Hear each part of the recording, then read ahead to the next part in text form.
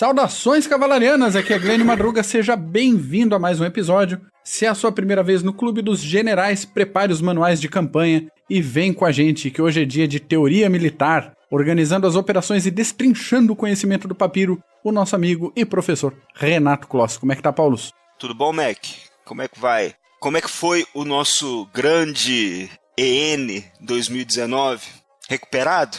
Pois é, descansando agora. Não, pra quem acompanhou aí um pouco da nossa atividade nas redes, da nossa falta de atividade aqui no feed, semana passada não teve episódio porque aqui em Florianópolis, a antiga Nossa Senhora do Desterro, aconteceu o encontro nacional do Clube dos Generais e eu era um dos organizadores. Então ficou meio complicado. A gente até tentou fazer uma agenda para gravar aqui, mas realmente ficou difícil para produzir conteúdo. Então, como você, nosso amigo ouvinte, sabe, a gente tem uma tradição no Clube dos Generais de mais de 20 anos de nos tratarmos pelos nomes de grandes generais, comandantes, líderes políticos da história militar. E a gente teve a presença aqui, pelos nicks, pelas homenagens, de Churchill, Zhukov, Schulz, Strache ficou aqui em casa, o Strache, e ficou junto com a pousada, com o pessoal, e ficou aqui em casa na descompressão. Wolfgang Lutz, a gente teve a presença de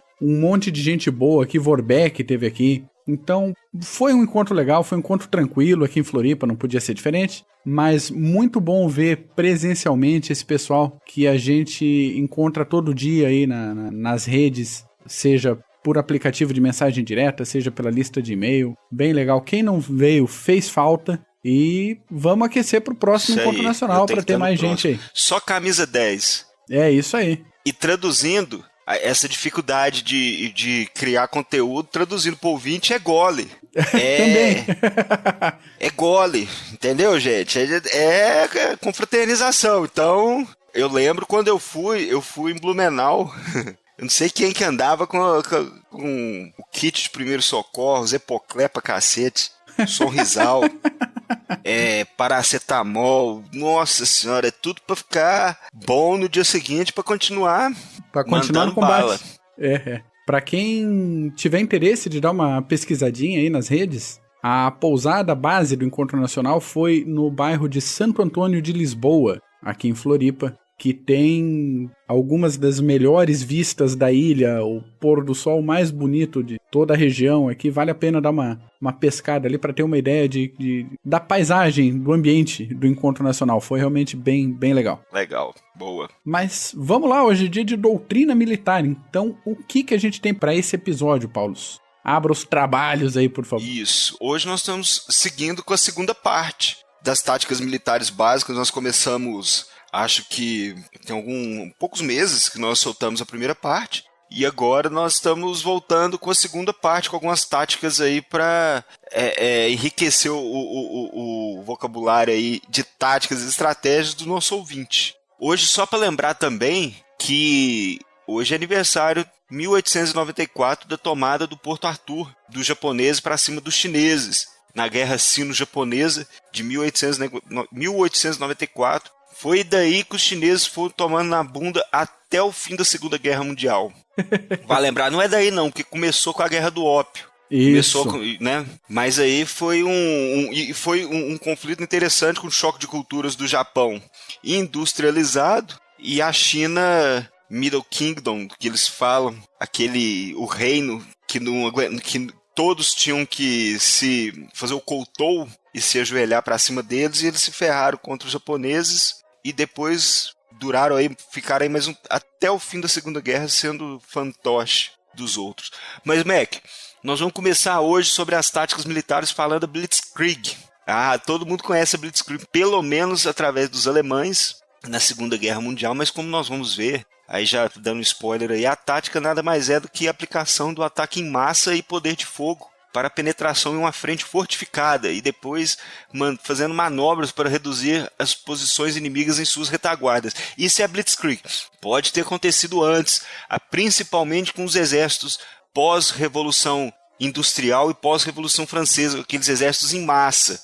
Você tem uma frente enorme e você precisa penetrar nela, então você vai chutando a porta em vários locais até uma cair. A que cair você junta seu... Agora, os alemães como se diz, refinaram a tática. Isso é certo da gente falar, mas sim, onde uma porta cai, junta todo mundo e explora através do ataque em profundidade depois. Essa é a ideia de Blitzkrieg. Porém, como nós conhecemos aquela que advém principalmente da Segunda Guerra Mundial, a Guerra Relâmpago, que é aquela manobra clássica que envolve ação de choque e rápida penetração em profundidade, para causar confusão e caos nos inimigos. Só que a Blitzkrieg, que é importante falar, ela é nada mais do que esse ataque em massa, poder de fogo e penetração em profundidade. Só que, com a tecnologia que os alemães desenvolveram na Segunda Guerra Mundial, e essa tática que quando uma defesa pedisse pinico e eles atacassem em profundidade, aí tinha a Luftwaffe com os diversos aviões, tinha as tropas Panzers para explorar esse ataque em profundidade, então a mobilidade deles eram bem melhores. Então vamos dizer assim que os alemães refinaram, será que pode-se dizer assim, Mac? Refinaram a arte. A arte, vamos dizer assim, a arte da Blitzkrieg? Pode ser. Pois é, que uma discussão que vira e mexe aparece, e aí um ponto pro nosso ouvinte Fernando, que mandou um e-mail esses dias pra gente, que ele levantou a bola assim, tá, mas também não tem uma parte da Blitzkrieg de origem russa na Primeira Guerra Mundial, ofensiva Brusilov? Eu até comentei com ele, sim, mas também tem dedo do próprio Mackensen. Também tem operações lá da Guerra Franco-Prussiana. Olha aí. Cada um foi realmente aplicando o que tinha de melhor de tecnologia, de mobilidade na sua época. Tem toda a parte teórica desenvolvida pelos alemães, até pelo Guderian e tantos outros que a gente pode aplicar o título de pai da Blitzkrieg, mas realmente chamar a Blitzkrieg em si, o desenvolvimento final dela, do jeito que a gente conhece, na minha opinião, é refinamento final alemão, porque implica não só em barragens de artilharia e barragens rolantes de artilharia e aproveitamento do êxito no rompimento do fronte, mas também na aplicação de suporte aéreo direto da Luftwaffe, rebentando tudo, e a gente vê a primeira aplicação de fato dessa tática ali pelos idos da Guerra Civil Espanhola, como um ensaio, e depois na abertura das ofensivas na Segunda Guerra. Então, é uma arte, vamos dizer assim, alemã, dá para chamar Blitzkrieg de desenvolvimento alemão? Dá. Mas como a gente fala aqui nos nossos episódios, não saiu do nada. Ela vem de um desenvolvimento de contribuições e também, por que não, das missões militares que aconteceram nos períodos entre guerras, que um aprendia com o outro e ia para casa desenvolver, ver o que dava para melhorar, o que dava para alterar, para o próximo conflito ser menos mortal e mais eficiente. Você citou a palavra correta, foi refinada, foi, como se diz, foi concebida da melhor forma possível através dos alemães, e as táticas, a tecnologia, as barragens rolantes junto da Luftwaffe, aqueles Stukas, os Messerschmitts atacando os alvos e as pontas Panzers também explorando junto da infantaria motorizada, foram os alemães que refinaram de fato a Blitzkrieg. E como você disse também, Mac, isso aí é coisa que já vem há muito tempo. Aham. Não é nada que o cara vai do nada, sai, opa, agora é isso aqui. Sim, pronto. O cara teve um sonho com as musas inspiradoras da guerra e no outro dia resolveu fazer um negócio revolucionário. Pois é, ó, o termo geralmente é associado, né, como eu acabei de citar, né, aos grupos blindados, infantaria motorizada e poder aéreo das forças alemãs da Segunda Guerra Mundial, quando usados em conjunto e explorando as oportunidades. Os componentes fundamentais da Blitzkrieg são concentração de força, para você conseguir superioridade local em número e poder de combate, mesmo que a força seja inferior no local específico, né? Extensão da linha inimiga fortificada para enfraquecê-la através de distrações ou ações limitadas para que leve o inimigo a espalhar sua força de forma rarefeita e assim facilitando, né? Você tem que também fazer aqueles ataques para desorientar o inimigo. Porra, onde que ele vai? Onde que é a força principal? Onde que é o centro de gravidade do ataque? Não sabe. Penetração no ponto de maior fraqueza e corrida em profundidade para você tomar, deter e neutralizar talvez uma reserva móvel ou todo mundo que você vai passando. E sempre espalhando pânico e confusão na retaguarda. Quem sabe conseguindo um cerco, né? Pode ser também. Sim, isolar bolsões e tocar para frente o ataque. Isso, aproveitamento exatamente. do êxito. Uma vantagem da Blitzkrieg é a velocidade e mobilidade, que isso traz uma velocidade de mobilidade muito grande para esses atacantes e isso acaba como se diz, você vai explorando o ataque em profundidade, se brincar você vai embora. Tem que segurar. Tem a mobilidade também, você precisa dessa mobilidade, isso acaba virando uma vantagem para você no ataque, isso te dá mais rapidez na tomada de decisão, principalmente. A desvantagem é que é fácil do inimigo escapar e destruir suas linhas de suprimento da penetração, porque você está explorando, você está indo embora, né?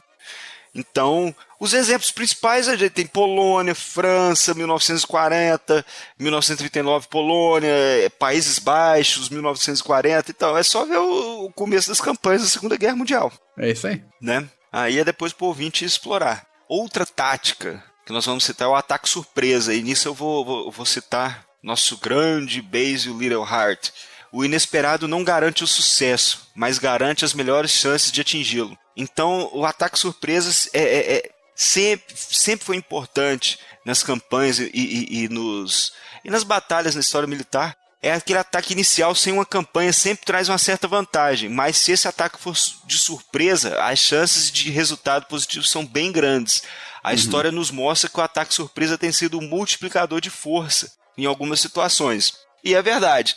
Às vezes, quando você entra em surpresa, você desorienta seu inimigo de certa forma, que mesmo o elemento surpresa acaba multiplicando o número de forças que você tem no local de combate. Então, esse ataque surpresa é um ataque clássico também.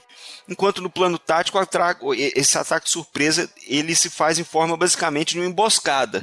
E no plano estratégico já observa um inimigo mais poderoso, com superioridade numérica, e só com a emboscada um ataque preventivo em larga escala, para fazer frente a ele. Então esses ataques surpresas, principalmente esses ataques preventivos, para você tentar parar seu inimigo antes que ele vá te ferrar. A vantagem dele é que ele desorganiza o dispositivo inimigo, né? E é um plano simples. Você pegar desprevenido. Simples que eu falo porque pegar desprevenido. Não que eu tô falando que, não é simples. Tem que pensar bem, criar o plano direito, mas é pegar ele de calças arriadas. A desvantagem é que sem uma boa inteligência, informações não é possível. Né? E também que é difícil você manter uma segurança rígida. O que a gente já citou em um CGCast é da Barbarossa, se Stalin sabia ou não. Sim. 1 milhão de homens atrás foi um ataque surpresa. De certo modo, foi um ataque surpresa. Mas manter 1 milhão de homens atrás da fronteira é difícil. Você tem que ter uma segurança muito boa. Então, se você não tiver uma rigidez nessa segurança e disciplina, você está ferrado. Lembrando que isso pode ser aplicado tanto em grande escala, como a Barbarossa, quanto em pequena escala. Você tem ações de pelotão, ações de regimento, que essa tática do ataque surpresa pode ser aplicada tranquilamente, assim como operação de escala exército ou grupos de exército. Uma fonte que dá para quem tiver interesse para ir atrás é aquele clássico livro da Bibliex, A Ação das Pequenas Unidades Alemãs na Campanha da Rússia, uma coisa assim. Se eu errei o título, errei por pouca coisa, mas é por aí. Não errou não, é isso aí mesmo. É isso aí. Que tem diversos exemplos de tipos de operação diferentes, isso separado por armas, né? Então, blindados, infantaria, e engenharia e outros tipos de unidade, que é focado em operações de pequena escala. E praticamente tudo que a gente vai falar hoje tem exemplos ali nesse livro. É um livro imperdível para quem gosta de história militar. Eu acho que esse é o livro que os ouvintes deveriam se informar, até pelo primeiro episódio também. Sim, sim.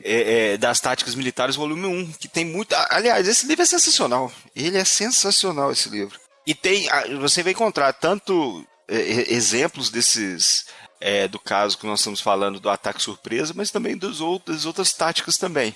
Exemplos da tática surpresa que nós já citamos, CGCast da Floresta, Batalha da Floresta de Teutoburgo, tem também Guerra dos 6 Dias, Pearl Harbor, que os japoneses sapecaram um ataque. O ataque, olha, foi uma tática excelente, mas em termos estratégicos foi uma bosta, porque atraiu os Estados Unidos com um poderio militar bem maior. Agora, foi uma tática, em termos de táticas, foi excelente. Pegaram todo mundo desprevenido lá. A organização do Mitsuo Fuchida foi um negócio artístico. Triste foi um ano e poucos meses depois, a base de Pearl Harbor para os japoneses está lá, cheio de porta-aviões. tomando ferro no sudoeste do Pacífico, levando ataque pelo Pacífico Central e pelo Pacífico Sul, e vendo o ataque lá de Pearl Harbor, a base que era pra estar até desmantelada, tá com porta-aviões, tudo de novo. Pois é, guerra. Só desgraça. Bom pra eles. Outra tática que nós vamos seguir hoje é atrair o inimigo. E um dos objetivos importantes no campo de batalha é você obrigar o inimigo a combater no terreno que você escolheu, para que você possa usar suas armas e o terreno da melhor forma para atingir o sucesso.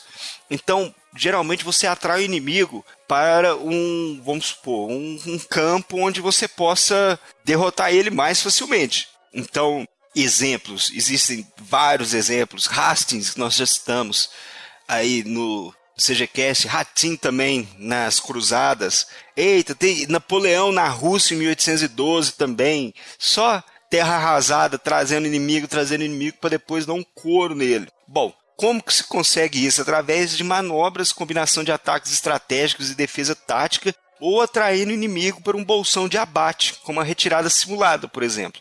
Retirada simulada, vale lembrar que é uma das táticas antigas no campo de batalha, e sempre tem um Zé Ruela para ir debandada para atacar o inimigo que ele acha que tá nas últimas. Hoje nós vamos acabar com tudo. Aí vai atrás do inimigo e depois se ferra completamente. E exemplos, são inúmeros exemplos nos campos de batalha de atrair o inimigo ou dessa falsa retirada. Você atrai ele para um terreno onde você talvez esteja numa parte mais elevada.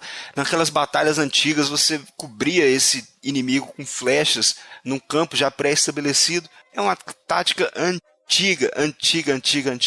E que continua funcionando muito bem até hoje, obrigado. É antiga e é aquelas táticas históricas, né, que não vão mudar nunca. É clássico por isso mesmo, porque é atemporal. Não importa a tecnologia que você tenha na época, isso vai continuar funcionando. Vai continuar, o núcleo dessas estratégias sempre ocorreu e vai continuar ocorrendo. São daquelas que não muda. Com tecnologia, sem tecnologia, sempre vai ocorrer no campo de batalha. Agora tem uma tática aí que eu queria mandar um abraço aí para Joseph Stalin, que a gente tem que ficar evitando falar palavrão, né? Então, porque ataque em massa, a gente remete muito aos ataques soviéticos, principalmente no período de 1941, da Barbarossa. Na verdade, não de 1941. Acho que ataque em massa foi em toda a Segunda Guerra em relação aos russos. Tem até uma frasezinha, coitado, do Joseph Stalin: quantidade tem sua qualidade em si mesmo. Não dá pra dizer que ele estava completamente errado, né? É verdade. Quantidade tem sua qualidade em si mesmo. Bom, sua prioridade numérica pode se revelar decisiva no campo de batalha, pois só o puro peso dos números pode esmagar o inimigo. No plano tático, a superioridade local em número é uma efetiva concentração de força crucial à proporção necessária para superar locais defendidos. Uma situação que é óbvia é forçar e aumentar o núcleo de suas forças profissionais e semiprofissionais com grande número de conscritos e auxiliares para você inchar. Vai cozinheiro, vai todo mundo pro ataque. E usar essa força para subjugar o inimigo apenas pelos números.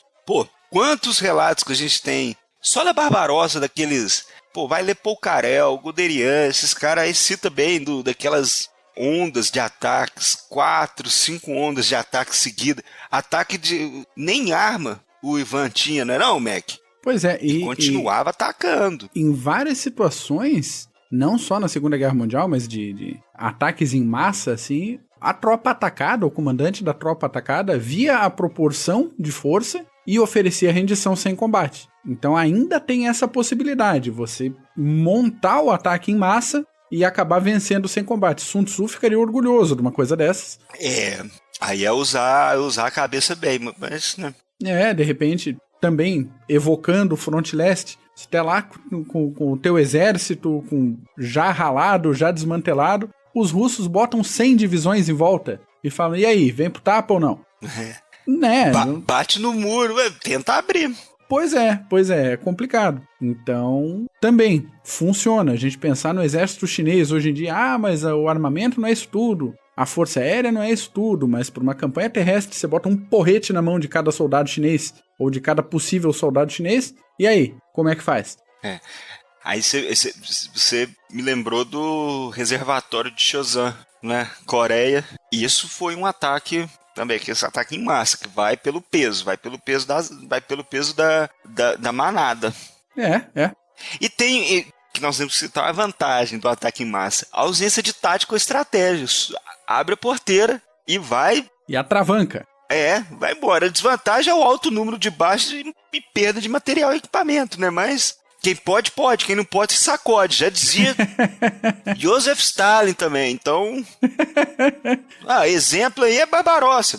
Pega Barbarossa aí, que tem aqueles ataques... Pega o fronte leste e fica à vontade para escolher. Fica à vontade, vai embora. Não só a Barbarossa, mas o fronte leste todo, né? É isso aí. Agora, para fazer justiça, temos uma tática aqui que os russos usaram muito bem. Defesa em profundidade. Nós já falamos isso em SejaCast passados aí. Até na Batalha de Kursk, que nós citamos, a defesa em profundidade. Como que funciona? A defesa em profundidade ela remete às discussões sobre as estratégias romanas para conter os povos bárbaros em suas fronteiras.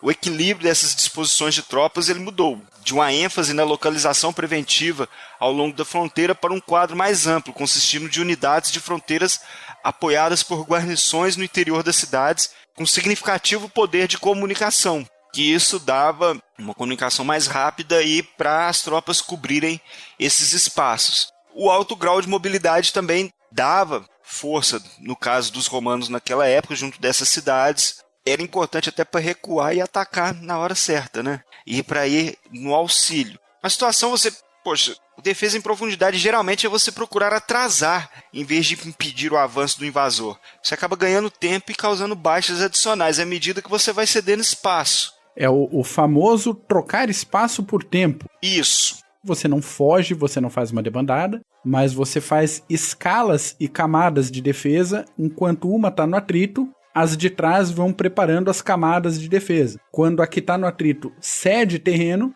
isso todo o tempo causando baixa à tropa atacante, ela cede o terreno, retrai para 2 ou 3 camadas de defesa para trás para poder se recompor e montar a sua linha de defesa novamente, e uma unidade nova ou mais descansada, pelo menos, assume o atrito com a tropa atacante, que tem a desvantagem de estar constantemente sob atrito. Isso. E a defesa vai fazendo essa alternância de regular na medida do possível o tanto de terreno que ela cede em função do tempo necessário, seja para evacuação de tropa, seja para evacuação de população civil, ou seja realmente para a organização da retaguarda. É um Perfeito. Tipo de tática excelente, clássico de cavalaria também, fazer essa troca de espaço por tempo. E isso pode ser usado também, é interessante, tanto numa campanha maior, nós podemos ver na Batalha de Kursk, tem também El Alamein, que nós citamos também no SejaCast, aqueles jardins do diabo, que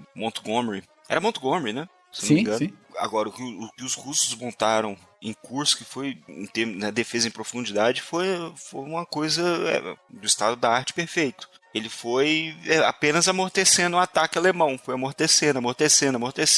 E atrasar o avanço do inimigo diminui a vantagem da surpresa e te dá tempo para mover unidades defensoras e fazer uma defesa e preparar, quem sabe, um contra-ataque. Agora, a desvantagem é que é difícil um defensor planejar ceder terreno, né? Então você tem que ter uma tropa com uma cabeça muito boa aí.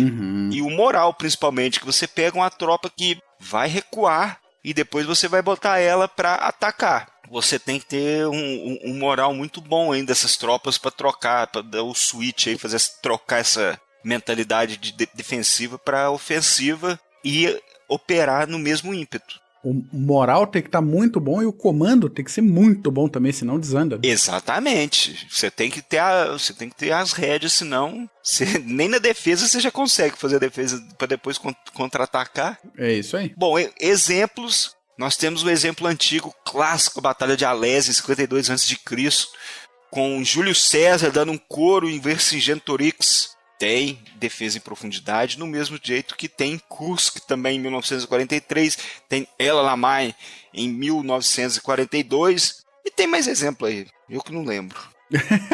Mas exemplo é o que não falta, não, dá pra gente fazer uma listinha e compartilhar com o pessoal aí. Isso aí. Vou fazer uma contribuição de hoje então. Boa. Pegando como base uma operação básica que não tem como ser mais cavalariana, que é o reconhecimento em força. E para isso eu vou me valer aqui de algumas descrições do nosso querido Exército Brasileiro no manual EB70 MC 10222. Boa. A Cavalaria nas Operações, edição de 2018, novinho. Isso, claro, somado a algumas intervenções nossas aí para dar aquela ajustada para expor aqui no nosso podcast. O que é o reconhecimento em força? É uma operação ofensiva de objetivo limitado, executada aí com a finalidade de revelar e testar o dispositivo e o valor do inimigo, ou obter outras informações relevantes. Quando se decide pela execução de um reconhecimento em força, o que o comandante deve considerar? Primeiro, o conhecimento que ele possui sobre a situação do inimigo, a urgência e a importância dessas informações desejadas. Porque normalmente você vai empregar um efetivo pequeno contra um sistema de defesa que você não sabe qual o tamanho. A possibilidade de ter baixa é bem relevante. Então, precisa mesmo fazer um reconhecimento em força? Não tem outros mecanismos, outras ferramentas para fazer esse reconhecimento sem atrito? Isso é de se analisar. Segundo, a eficiência, a rapidez e a disponibilidade de outros órgãos de busca. Mesmo não sendo tão eficiente, dá para evitar esse atrito? Novamente, a gente tem que sempre avaliar o custo da operação. Isso. Terceiro, se a realização do reconhecimento em força pode comprometer o sigilo das operações do escalão atacante ou de seu escalão superior. Quem faz um atrito não denuncia só a posição do inimigo, denuncia a própria posição. Aquele esquema em escala individual. À noite, um tiro traçante denuncia a posição de todo mundo, principalmente de quem atira, né? E por último, a possibilidade de se arriscar aí um engajamento decisivo com o inimigo. Se o sistema de defesa está bem elaborado, você manda uma tropa para reconhecimento em força, de repente rola uma situação em que ele não pode desengajar, e aí a possibilidade de desastre é altíssima. Se a situação do inimigo precisa ser esclarecida numa frente muito grande, o reconhecimento em força pode ser realizado por meio de ações ofensivas em pontos muito bem selecionados. Você não vai sair fazendo reconhecimento em força aí, dando atrito à torta e à direita. Como é que isso acontece? Uma tropa de cavalaria pode fazer esse reconhecimento em força por um ataque com objetivo limitado, uma ação dirigida exclusivamente sobre uma área bem específica, área esta que se deseja obter informações rápidas e precisas, tá? Nada de reconhecimento geral aqui, ou através de uma incursão, aí uma ação desencadeada sobre uma posição inimiga sem a ideia de conquistar ou de manter o terreno. Uma força é introduzida nesse dispositivo inimigo para fazer uma ação rápida e violenta, por isso que eu falo, cavalaria total essa manobra aqui, com o objetivo de forçar o inimigo a revelar as posições. Além disso, avaliar o tempo de reação das reservas e os planos de fogos. Se você joga um ataque rápido, com o que o inimigo vai te responder? Só com fogo de fuzil e metralhadora? Ou vão chamar artilharia? Ou vai ter mobilização de tropa? Como é que a tropa inimiga funciona? De todo modo, as tropas de cavalaria sempre conduzem um reconhecimento em força como um ataque. Não se ensaia ataque na cavalaria. Isso evitando, de qualquer forma, o engajamento decisivo. Morde e sai. Deve-se, para isso, ficar em condições de explorar o êxito da ação, se isso vier ao caso, aproveitando de qualquer momento qualquer vulnerabilidade inimiga que seja revelada por meio do reconhecimento em força. Ou seja, você joga uma tropa para fazer esse reconhecimento, bate na tropa, se ceder, a tropa atacante, por mais que seja um efetivo relativamente pequeno, tem que ter condições de fazer o aproveitamento do êxito. Rompeu aquilo ali, tem como cercar, tem como aniquilar aquele efetivo? Tem. Se a tropa do reconhecimento em força for maior, tem como abrir um fronte, de repente explorar mais terreno? Isso tudo está na mão do comandante da operação. A tropa mais apta para fazer esse tipo de operação é a cavalaria blindada. Isso em função da mobilidade tática, ação de choque e capacidade de combate. Cavalaria blindada, carros de combate pesados, isso. Abrams, Leopard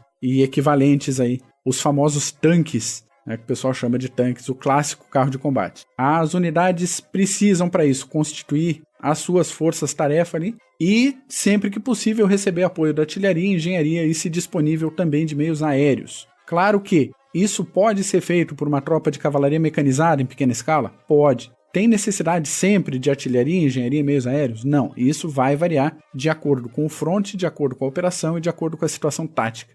A tropa que sofre esse tipo de ação, e agora a gente se colocando em quem vai levar a pancada, tem que avaliar rapidamente todas as variantes. Qual o efetivo que está atacando? Quais os meios empregados no reconhecimento em força? Vale a pena retornar fogo e denunciar a posição de tropa? De repente o povo está bem entrincheirado ali e consegue ficar no terreno e não denunciar a posição. Isso pensando no reconhecimento em força em escala menor. Tem como isso ser feito sem denunciar a posição? Outra coisa importante é a disciplina da tropa atacada. A gente acabou de falar isso para outra situação. Se o comandante não tem domínio de tropa, ou se a situação psicológica dos militares não estiver absolutamente sob controle, um único soldado empolgado pode retornar fogo e estragar toda uma situação pensada pelo comandante, isso resultando em alguns mortos e feridos ou até no rompimento completo do sistema defensivo por um sujeito que ficou nervoso e destravou o fuzil e resolveu sentar o dedo num blindado só por desespero, mesmo sabendo que